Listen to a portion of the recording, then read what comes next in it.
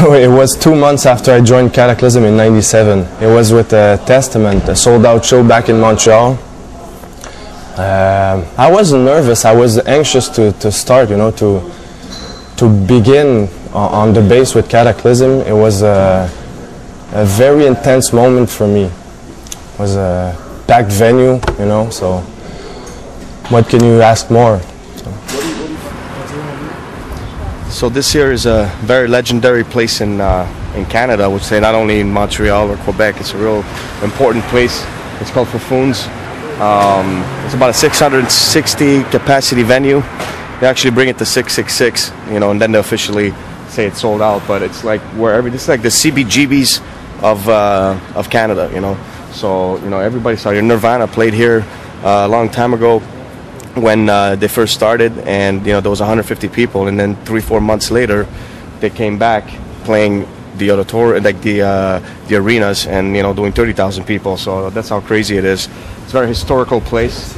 I'll just show you a couple of shows that happen here, so you have an idea. It's just like very diverse cultural place that a lot of we have. Our career started here. My first death metal show, I think, was here. I came to see, I think it was Napalm Death with Godflesh. I don't think I wasn't even 18, because it's 18 and over to see shows here. And with my fake IDs, I think I came in. So that's how old Napalm are. Just kidding, buddy. These are some of the shows that are happening here, and it's a really cool bar. It's closed right now. We can't get in, but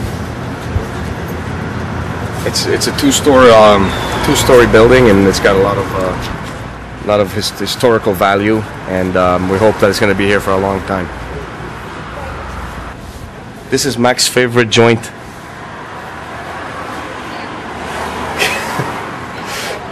It's a men's strip bar. Max is always here. No, I'm just joking. One of the scariest moments, I think, was when we toured Mexico in '95, and I know a lot of bands that we've toured with know all the stories, but that was probably one of the scariest times. We did a show somewhere over there. I think it was in Monterrey, something like that. When you're doing 17 shows or something in like 3 weeks, when the tour bus has no beds, it's really tough. And one of the things that happened to us, on one of those shows, is the military came to the show, 2 truckloads of soldiers, and draw guns on us, and like took all the money from the show, and we were left with nothing. And that was one thing out of many things. So I think that was a scary moment. I was just 19, or I think I was 20 years old when that happened. So you're out there and you think it's great music business and having all your own tour, but then you realize there's like a lot more reality to it in certain countries. But nevertheless, we still had great shows in Mexico, but that was just a very tough tour for us. And I would say that, and when Sylvain, our ex-vocalist, left, it was a very scary moment for us. I remember a concert we played in Vienna, Austria, when some stupid idiot dropped some water in the snake that really caused a power shortage, and we were playing without a PA, without vocals, without anything, and it was such a chaotic moment. And I think to me that was the worst thing that happened at a concert on tour. Like but we just kept playing, and the people that were there kept us in. They kept singing the song with us, and we made it through the few songs that the power went out. And my opinion on the Dawson College shootings is one of, I think, many metalheads, I think, that are in the business agree with me.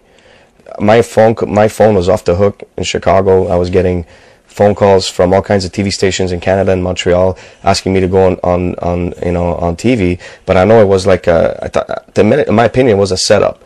I'm gonna go there. They have their opinion already, and they would have drilled me on the spot. And I knew that by doing that, they wanted to make us look like we're stupid or whatever. That's not my intentions, and I refused to go, and I didn't have an opinion really for it. Just because I think they found a Kataklysm CD in this collection doesn't mean that our music had anything to do with all that stuff. I think it's stupid because you have these people that are clean cut and well dressed, and they go out and they get to be the worst serial killers ever. So I mean, it doesn't really reflect the look that you have, your attitude, or the ways of thinking.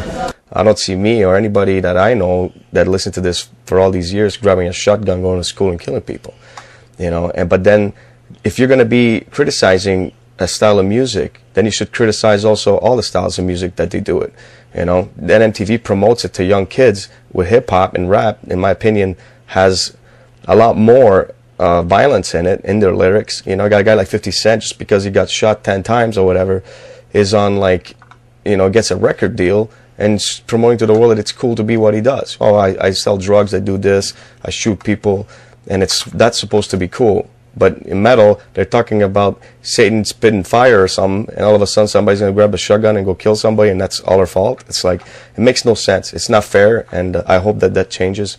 But in no way that affects any Kataklysm's music and what we do.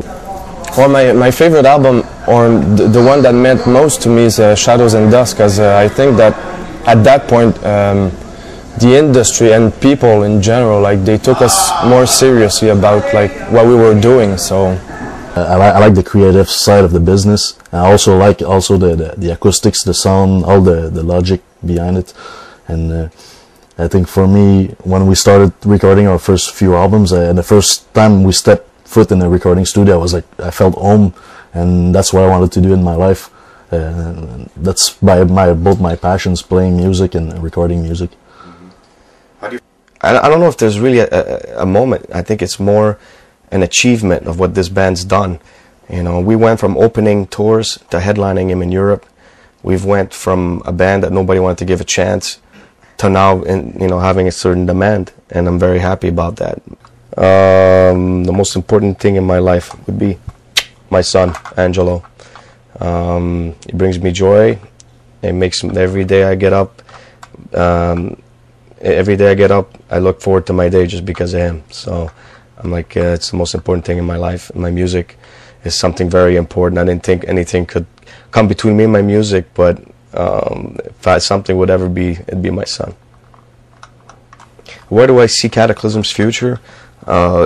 It's something that we you know, myself included, take one album at a time, one tour at a time, and one idea at a time, and just try to push it as far as we can. One album, you know, we never thought we would get where we are. We just decided to do one record after the other and just work our music and be strong at what we do. Every year we're breaking the barriers further down, and I think there's nothing that can stop us from going to the top. I guess we got a couple of years still. I guess our greatest album has not been made yet. I'm probably sure it's not been made. You know, we've done great records, I think, but we still haven't done that big record.